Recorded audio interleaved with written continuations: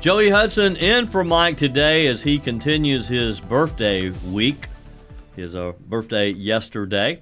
You sent a lot of birthday wishes, and I copied and pasted and sent him a lot of those as he takes the week off. So I'll be sitting in with you all week. Glad to have you. 800-655-MIKE, 1-800-655-6453 is how you join today's conversation. I hope you will. You can email me directly as well, joey@joeyhudson.com. Portions of today's show made possible by Hotel Hartness here in my home area of the upstate of South Carolina. Travel and Leisure World rates the Hotel Hartness the number one resort in South Carolina, the third best in the U.S., and number 24 in the world. And again, it's right here in my beloved hometown of Greer in the upstate of South Carolina. You can go there too. Go to hotelhartness.com. That's hotelhartness.com.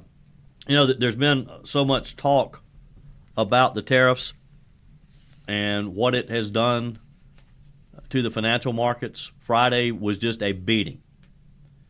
Fortunately, yesterday was not as bad as the doom and gloom sayers. I don't think we had the Black Monday that was projected. It was down. We never want it to go down, but it does. That's the nature of the markets. Good news, though.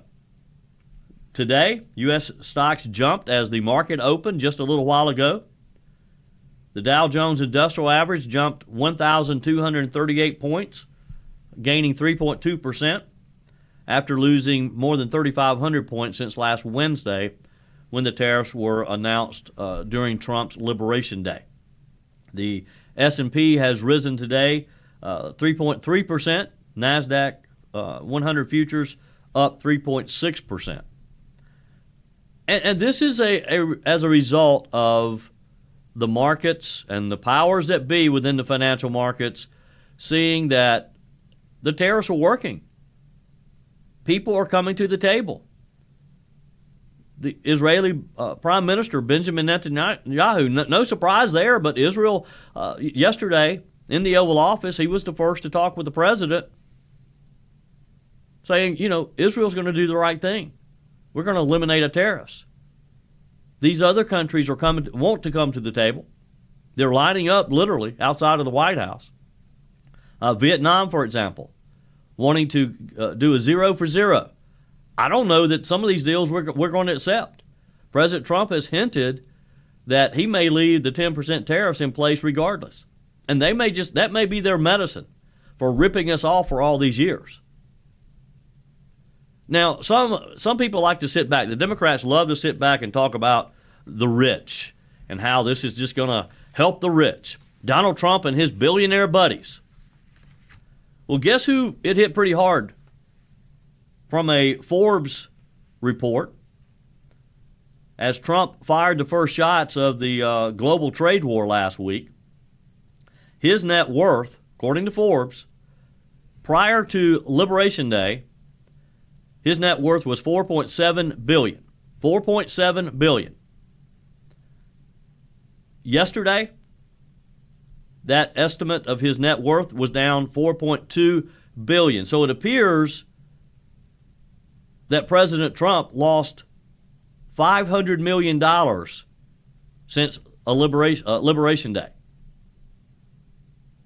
We all, if you have anything in the market, if you have a 401k, if you have an IRA, you saw that too, if you looked at your statement. If you ignored my advice and looked at your statement. Because I'm no financial advisor, but that's my advice to you right now. Don't look at your 401k statement. I keep telling you, I tell my friends that. Ignore it. I had a caller a minute ago who talked about the money that he had lost in the last few days. You haven't lost anything. It's on paper. If you write it out, if you don't panic and you don't sell, you haven't lost anything. It's going to come back. I predict that by the end of today, you're going to see some of those earnings regained. And pretty quickly, you're going to see all of them come back, and then you're going to start making money again. 800-655-6453 is how you join the conversation today. Let's go to the phones. Betty is in Lansing, Michigan. Welcome, Betty. You're on the Mike Gallagher Show. Tariffs. 58% on China, the highest there was. He dumped it way high. China's retaliating by cutting off all shipments, all access of America to all of the rare earth elements. Mm-hmm. And you might know what they are. I can't pronounce any of them. I know. They're cutting it all off, which is going to kill our industry. The things are necessary for solar panels. They're necessary for jet engines. They're necessary for all kinds of chemicals, and anything we make has rare earth minerals in it. And China is entirely, supposedly, I'm told, cutting off all shipments in retaliation for the tariffs on China. And that needs to be publicized, and somebody needs to be dealing with that. And it's really important, and I hope you'll put it out there. Well, Betty, that's what China is claiming they're going to do. That's part of their posturing on tariffs, and that's part of the negotiation. I got an email. Betty, we're in this. We're just in this a few days. That's what they're talking about doing. But that's why the deal with Ukraine is important too, because Ukraine has some of those same minerals, and that's why the president wants this deal with Ukraine not only to get peace between Ukraine and Russia, but our deal with Ukraine would allow us to mine for those same minerals that we get from China. I've seen the statistics. What the other there are some other sources. First of all, they're minuscule compared to what Russia has, and Russia has set up an application process where nothing will be shipped to the United States. Nothing that we need, from computer screens to you name it. Check it out. But Betty, that's part of the deal, Betty. That's part of the deal with Ukraine. Some of the mineral rights that we would be getting. I know that. But here's the point. And listen to me for a minute, Betty won't let me talk. The deal is this. That's why we have to become less reliant on anybody, whether it's China, whether it's Ukraine, Russia, anybody. We have to start finding a source ourselves. Joey Hudson in for Mike today. A lot of text messages and calls coming in about was it Betty? I think it was Betty who just called a minute ago. And look, we have to be cognizant of the situation that China does have. That they mine a lot of the rare earth minerals that we need, products need. But we can't just roll over because China is threatening to, number one, increase tariffs, number two, withhold these rare earth minerals. What are they going to do with them? We're the largest market in the world. They're going to sit on them? So I understand Betty's concern, but we can't be held hostage. And that's what China has been doing. And that's part of why we eventually, I think, there'll be some type of security deal as part of an end to the war between Russia and Ukraine. And we'll be mining for some of those rare earth minerals in Ukraine. We've got to find them in other places. We can't remain to be reliant upon China for those. And now's the time to go ahead and break loose. So if China wants to keep them, let them keep them. We'll find our own source. And for our own security, that's what we need to do. The Department of Government Efficiency, DOGE, did another DOGE dump, as I call it, yesterday, announcing $51 million in cuts from the U.S. African Development Foundation. $51 million U.S. African Development Foundation. Now, what does this foundation do? It included hundreds of thousands of dollars for marketing shea butter and pineapple juice, as well as mango drying facilities. DOGE made the announcement on X yesterday, highlighting several initiatives that the money was put towards. $229,296 was used to market 100% organic shea butter in Burkina Faso. I don't even know where that is. It's some small area of Africa, I guess. $246,217 was spent on mango drying facilities in the Ivory Coast. $239,738 was spent on marketing pineapple juice in Benin. I don't know where that is either. The department also said that $99,000 was spent to increase yogurt production in Uganda. $84,059 was spent on a business incubator for spa and wellness entrepreneurs in Nigeria. And $50,000 was spent to train farmers how to grow dragon fruit in Senegal. $48,406 was spent on a WhatsApp marketing chatbot in Kenya. You know, in the early days of Elon Musk putting his team together and announcing some of the revelations of what Doge has found, you just thought it can't get worse. This is where our money's been going. President Trump, of course, tasked Doge to lift the hood and look under.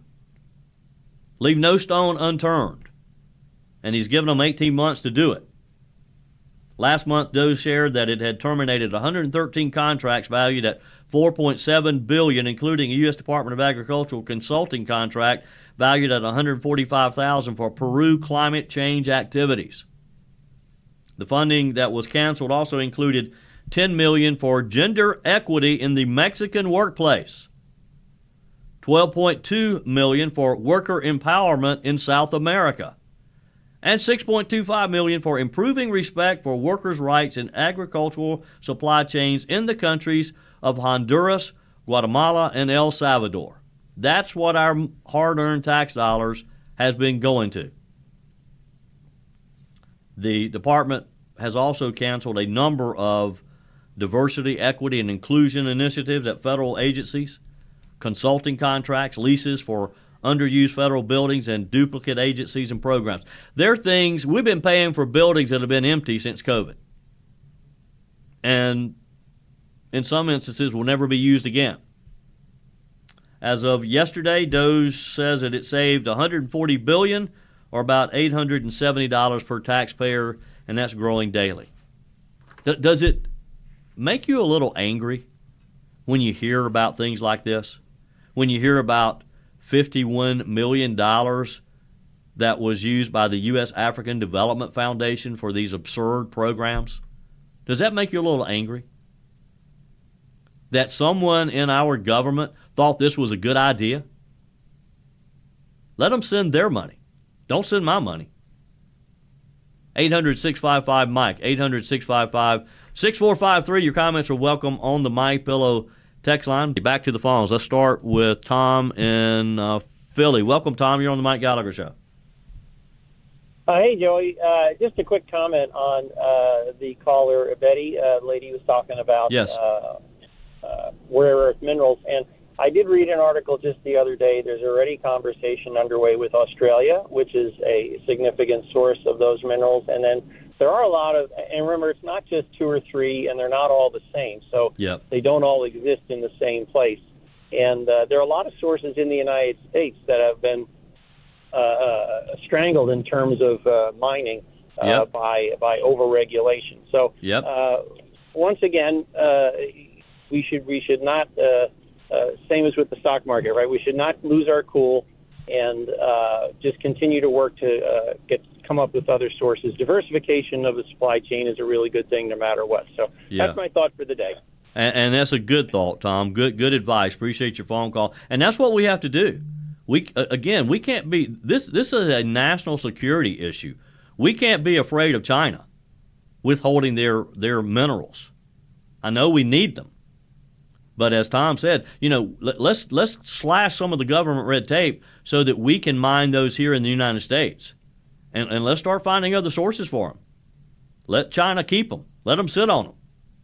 And I appreciate Betty's phone call, but Betty was she's doing exactly what the left wants her to do. She's overreacting, and she's reacting with fear that China is going to withhold these rare earth minerals. Maybe they do. We can find them someplace else. Joe is in Illinois. Welcome, Joe.